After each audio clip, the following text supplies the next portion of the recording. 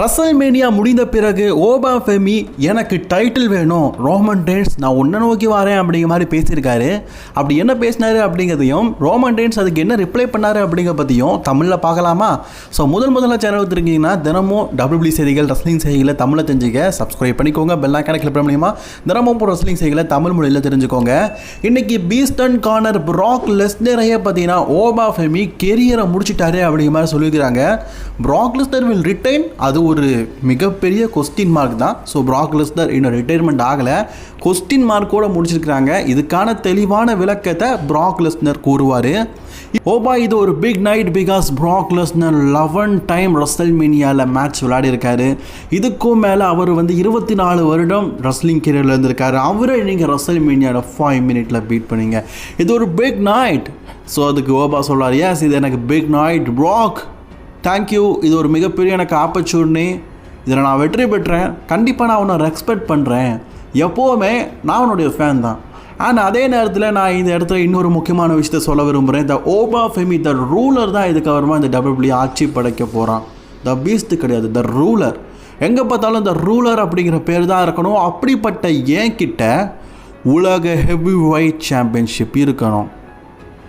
ஓடிசி, நான் உன்னை நோக்கி வாரேன், உன் டைட்டிலை நோக்கி வாரேன், எனக்கு உன் டைட்டில் வேணும், அடுத்த நீ தாண்டா அப்படிங்கிற மாதிரி ஓபா ஃபெமி பேச, மெயின் ஈவெண்ட்டில் பார்த்தீங்கன்னா, அதாவது இந்த கிக் ஆஃபோட மெயின் ஈவெண்ட்டில் பார்த்தீங்கன்னா ஓடிசி ரோமன் ரெயின்ஸ் வந்துட்டார். பிக் நைட் ரோமன், இன்னைக்கு நீங்கள் சிஎம் பாங்க வீழ்த்திருக்கிறீங்க. சரி, ரெஸ்பெக்டாக பங்கை பற்றி என்ன பேச வருவீங்கிறீங்க? ஆக்சுவலி ஜெயித்தவங்க ரெஸ்பெக்டாக அவங்களுடைய ஆப்பனண்ட்டை பற்றி சொல்லணும். அதை தான் ஓபா ஃபெமியும் பிராகை பற்றி பேசினார். ஆனால் ரோமன் சொல்லுவார், ரெஸ்பெக்டாக பங்கை பற்றியா? பங்கை பற்றி நான் ரெஸ்பெக்டாக பேசணும்.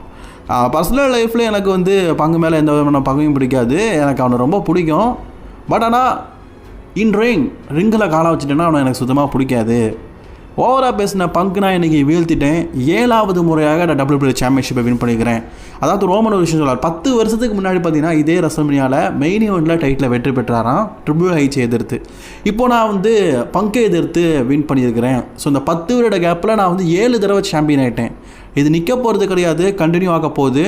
ஸோ ரெவலன்ஸை நான் மீண்டும் பெறப்பட்டிருக்கிறேன். அதாவது என்னை எதிர்க்க யாரும் இல்லை, யாரும் என் பக்கத்தில் வர முடியாதுன்னு சொல்லும்போது மக்கள் எல்லாருமே ஓபா ஓபா ஓபா இந்த பேரை கேட்டோன்னு ரோமன் கொஞ்சம் டென்ஷன் ஆகிட்டார். அப்படியே எழுந்து அங்கே போய் மக்களெல்லாம் பார்த்துட்டு, ஓபா ஃபெமி, ஓபா நான் உங்ககிட்ட ஒரு விஷயம் சொல்கிறேன், கங்க்ராச்சுலேஷன் இளம் சிட்டுனே, இன்றைக்கி பிராக் லெஸ்னரை வீழ்த்திட்டேன், ரொம்ப ரொம்ப ரொம்ப பெரிய விஷயந்தான்.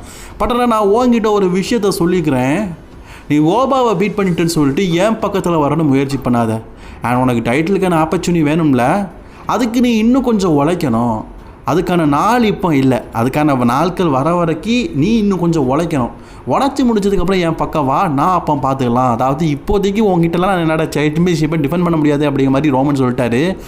அண்ட் வாட் இஸ் நெக்ஸ்ட் அப்படின்னு சொல்லும்போது ஃபேன்ஸ் மத்தியில் வாட் இஸ் நெக்ஸ்ட்னா பார்ட் டைம் சாம்பியன் தான் அப்படின்னு ரோமன் ரெயின்ஸை பார்த்து சொல்ல, ரோமன் அதுக்கு சொல்லார் பார்ட் டைம் சாம்ப். இந்த பார்ட் டைம் சாம்ப் நாளைக்கு நடக்க போகிற மண்டே நைட்டாக வரப்போகுது, அதில் என்னுடைய ஃப்யூச்சரை பற்றி உங்களுக்கு பிடிச்ச மாதிரி நான் விஷயத்தை பேச போகிறேன் அப்படிங்கிற மாதிரி சொல்கிறாரு.